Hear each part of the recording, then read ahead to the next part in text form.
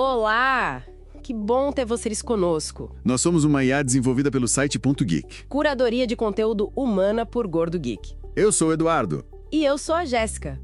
Aqui sempre fazemos uma investigação especial sobre um olhar geek de assuntos ligados à tecnologia, ciência, espaço e muito mais. Hoje a gente mergulha fundo numa construção que é quase um ícone da tecnologia, né? O Apple Park, lá em Cupertino, na Califórnia. Exato. E não é só um escritório gigante.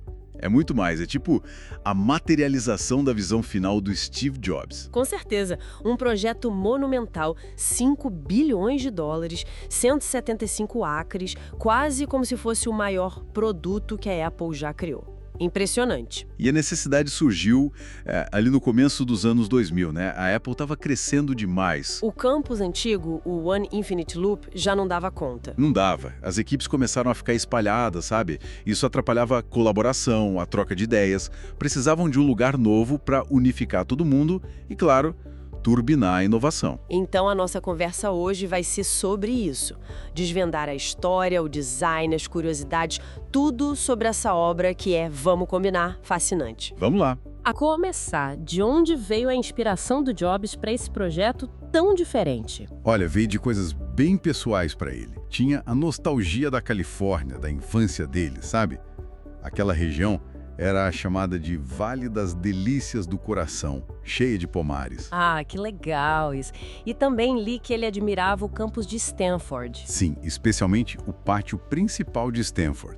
Ele queria muito essa integração da natureza com a construção. A meta era ousada. 80% do terreno seria paisagem, área verde e só 20% de edifícios. E a escolha do lugar em si, o terreno. Pura simbologia. Foi o antigo campus da Hewlett-Packard, a HP. Onde o Jobs trabalhou quando era jovem. Exatamente, um emprego de verão. Então foi quase como, receber o bastão da inovação tecnológica, né? Uma passagem de gerações. E como foi essa compra? Não foi algo anunciado logo de cara, imagino. Nem um pouco. Foi uma operação super estratégica e sigilosa. Começou lá por 2006. Eles usaram uma empresa intermediária, a Heinz Interests. Uma gigante do setor imobiliário, né? Para não levantar suspeitas. Isso. E foram comprando os terrenos aos poucos. O principal mesmo, o da HP, só foi comprado em 2010. E tudo isso levou aquela apresentação dele para o Conselho da cidade de Cupertino em junho de 2011. A última grande aparição pública dele, né? Foi muito marcante. Ele foi lá pessoalmente defender o projeto, prometeu não só o melhor edifício de escritórios do mundo. Uma promessa modesta, como sempre. Pois é. Mas ele também focou muito nos benefícios para a cidade, tanto econômicos quanto ambientais. Ele sabia como vender a ideia. E quem transformou essa visão em realidade? Quem foram os parceiros no design? Foi uma trinca de peso. O próprio Jobs, claro. O Johnny Ive, que era o gênio do design da época. Responsável pelo visual de iPhones, iMacs. Exato. E o arquiteto Norman Foster, um nome gigante da arquitetura mundial, com o escritório Foster Plus Partners. E a filosofia era tratar o prédio como se fosse um produto da Apple, é isso? Totalmente. Perfeccionismo ao extremo. Atenção obsessiva a cada mínimo detalhe. Dizem que discutiram por meses o design das maçanetas, dos botões do elevador. Tudo tinha que ter o toque Apple. Li sobre umas maquetes em tamanho real que eles construíram no local, é verdade isso? Sim, para testar tudo. Paredes, vãos, acabamentos. Montaram seções inteiras do prédio em escala 1:1, para ver como ficava na prática. É algo bem comum em arquitetura, mas super normal no jeito Apple de desenvolver produtos. Imagina o custo disso, já dava para sentir que não ia ser barato. Com certeza. E o resultado principal é aquele edifício principal, né? O famoso anel ou spaceship, a nave espacial. Os números são impressionantes. 260 mil metros quadrados, cabe mais de 12 mil pessoas lá dentro. Muita gente. E o interessante é que, apesar do formato circular parecer uma coisa só, na verdade são 8 estruturas separadas. Ah, não é um anel contínuo? Não. São 8 prédios ligados por 9 grandes átrios envidraçados. Isso permite que a luz entre e que você sempre tenha vista para a paisagem, seja por pátio interno ou para fora. Falando in vitro, as paredes externas são algo de outro mundo, né? Dizem que são os maiores painéis de vidro curvo já feitos. São sim. A ideia era essa transparência máxima, essa conexão visual constante com a natureza lá fora. E por dentro, como é a organização do espaço de trabalho? A aposta foi nos chamados pods. São espaços de trabalho abertos, modulares. A ideia é que as equipes possam se reconfigurar facilmente. E os corredores? Ouvi falar que são enormes. São infinitos, como dizem. Se você somar tudo, dá quase 1,5 quilômetros de corredores contínuos. A ideia era forçar as pessoas a circularem, a se encontrarem por acaso. Aquela busca pela serendipidade, né? Encontros inesperados que geram ideias. Mas será que na prática funciona ou só irrita quem quer ir do ponto A ao B? Fica a dúvida. É uma aposta no design para influenciar o comportamento. Mas a engenharia por trás disso tudo também é fantástica. A ventilação, por exemplo. Ah, sim. Li que ele quase não usa ar-condicionado. Como funciona isso? É um dos maiores edifícios do mundo com ventilação natural. Eles usaram 4.300 lajes de concreto especiais que são ocas por dentro. Lajes ocas? Isso. Funcionam como dutos gigantes. O ar circula por dentro delas, ajudando a regular a temperatura do prédio. É como se o edifício respirasse. Incrível! E isso significa que não precisam de ar-condicionado ou aquecimento o tempo todo? Exato. A estimativa é que o sistema de climatização tradicional, HVAC, fique desligado em 75% do ano, uma economia de energia brutal. E pensando que estão na Califórnia com risco de terremotos? Pensaram nisso também. O prédio inteiro não está fixo diretamente no chão. Ele meio que flutua sobre 692 isoladores de base sísmica. Isoladores? Como assim? São peças enormes de aço inoxidável que ficam entre a fundação e a estrutura do prédio.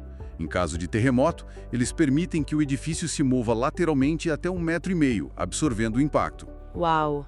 É muita tecnologia. E no meio de tudo isso tem um restaurante gigante, né? Tem sim, bem no centro do anel. É um espaço enorme, 4 andares, cabe umas 3.000 pessoas. E aquelas portas de vidro gigantescas. São impressionantes. Tem uns 15 metros de altura e podem se abrir completamente, integrando o refeitório com o parque lá fora nos dias de tempo bom. E tem um detalhe muito Apple que eu achei hilário. A caixa de pizza patenteada. É verdade. Eles patentearam um design de caixa de pizza com furos de ventilação para que a massa não fique úmida enquanto a pessoa leva da área de serviço até a mesa. Só a Apple mesmo para pensar nisso. Perfeccionismo até na pizza. É o DNA da empresa. Mas o campus não é só o anel, né? Tem outras estruturas bem notáveis. Como o Steve Jobs Theater, onde acontecem os lançamentos de produtos. Exatamente. É um auditório subterrâneo para 1.000 pessoas, mas a entrada é o que chama a atenção. É um pavilhão cilíndrico, totalmente de vidro, sem nenhuma coluna de sustentação visível. E o teto? É de fibra de carbono, né? Para ser super leve. Isso, levíssimo. E tem um elevador de vidro bem diferente para descer até o auditório. Ah, o que gira? Esse mesmo, ele gira 171 graus enquanto desce. É quase uma atração à parte. E lá embaixo, o palco tem uma parede que se retrai, revelando uma área de demonstração dos produtos. Bem pensado. E para o público em geral que não trabalha lá, o que dá para visitar? Tem o centro de visitantes. É a única parte do campus aberta ao público. O design dele é meio que um espelho do campus principal, com as mesmas linhas e materiais. E o que tem lá dentro? Tem uma Apple Store, claro, com alguns produtos exclusivos que só vendem ali.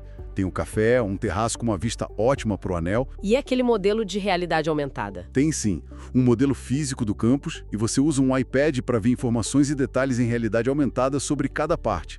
Bem interativo. Legal. E além disso, tem a parte de bem-estar dos funcionários, né? Sim, um centro de fitness e bem-estar enorme, com quase 10.000 metros quadrados.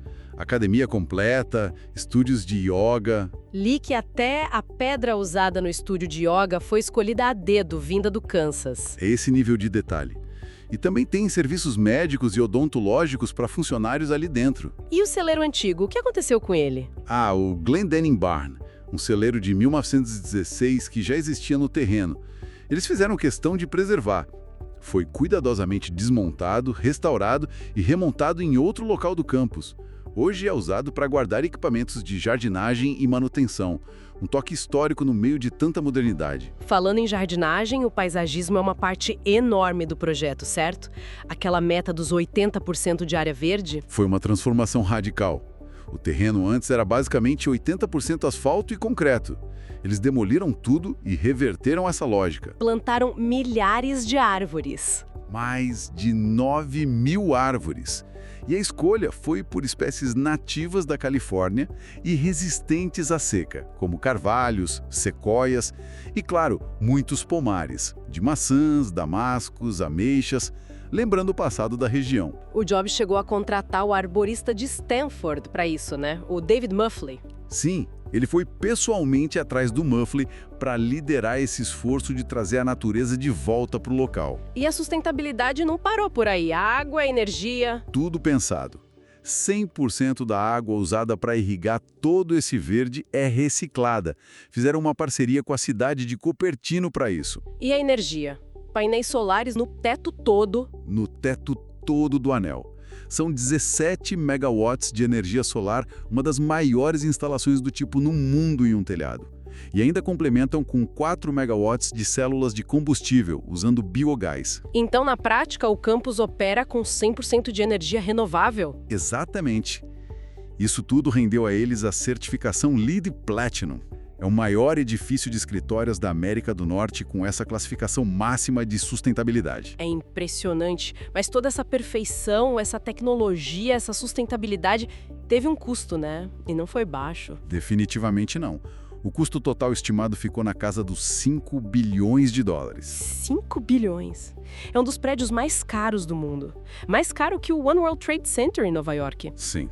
Só para ter uma ideia, o Steve Jobs Theater custou uns 180 milhões de dólares. O centro de visitantes, uns 110 milhões.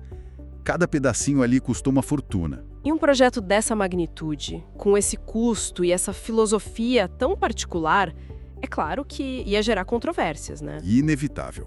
Uma das primeiras veio de dentro da própria Apple. Aquele design de escritório aberto, os pods. Não agradou todo mundo. Principalmente os engenheiros.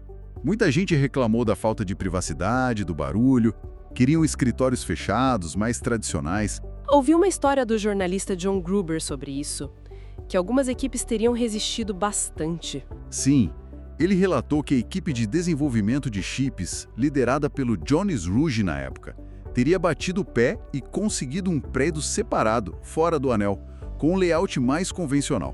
Mostra que nem tudo foi aceito pacificamente. E as paredes de vidro? Além da estética, elas causaram problemas práticos? Causaram. Começaram a surgir notícias de funcionários distraídos, simplesmente andando e batendo nas paredes e portas de vidro, que são muito transparentes. Chegou a ter gente precisando de atendimento médico por causa disso. Sim, houve alguns casos. Tentaram colocar notas adesivas, post-its, para sinalizar o vidro, mas imagino que isso não combinava com a estética minimalista. Exato.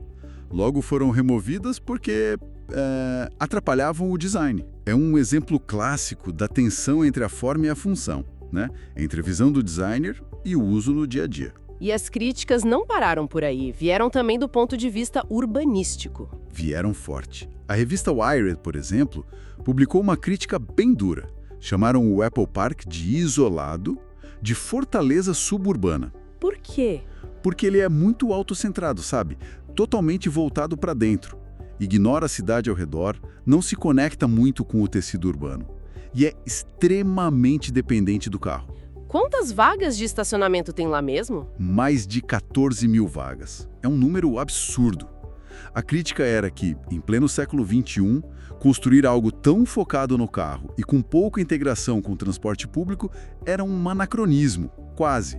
Uma fortaleza, como disseram. E qual foi a resposta da Apple na época? Lembro de uma frase do Jony Ive. Foi bem direta. Ele basicamente disse: "Nós não fizemos isso para vocês", se referindo aos críticos de urbanistas.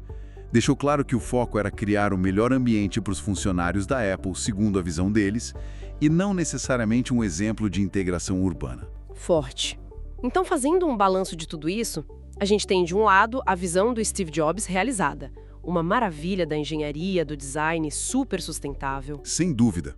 Uma escala monumental, um nível de detalhe impressionante. Mas, por outro lado, um custo astronômico, debates internos sobre o ambiente de trabalho e críticas sérias sobre como ele se insere, ou melhor, não se insere, na cidade. Exatamente. E olhando para o quadro maior, o Apple Park acaba levantando umas perguntas bem interessantes, né?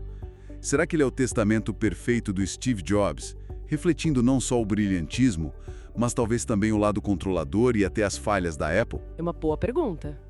Ele é o auge do que uma sede corporativa pode ser? Ou foi uma oportunidade perdida de fazer algo mais conectado com a comunidade, com a cidade? É uma utopia colaborativa ali dentro? Ou é, no fim das contas, uma fortaleza dourada e isolada do mundo? E acho que a provocação final, para quem está ouvindo a gente, é pensar no futuro disso. Como que um edifício pensado quase como um produto, buscando a perfeição, vai envelhecer? Como ele vai se equilibrar com as necessidades das pessoas e da cidade ao longo prazo? Ele é um modelo para o futuro da sede de tecnologia? Ou é um monumento espetacular, mas talvez isolado, de uma era muito específica que talvez já esteja até passando? Fica a reflexão. Esperamos que essa nossa discussão detalhada tenha sido útil e, claro, interessante para quem nos ouve. E se você gostou, não esquece, deixa seu comentário, curte, compartilha com os amigos, isso ajuda muito a gente a continuar trazendo essas informações e análises. É isso aí. Muito obrigado pela companhia e até a próxima. Tchau!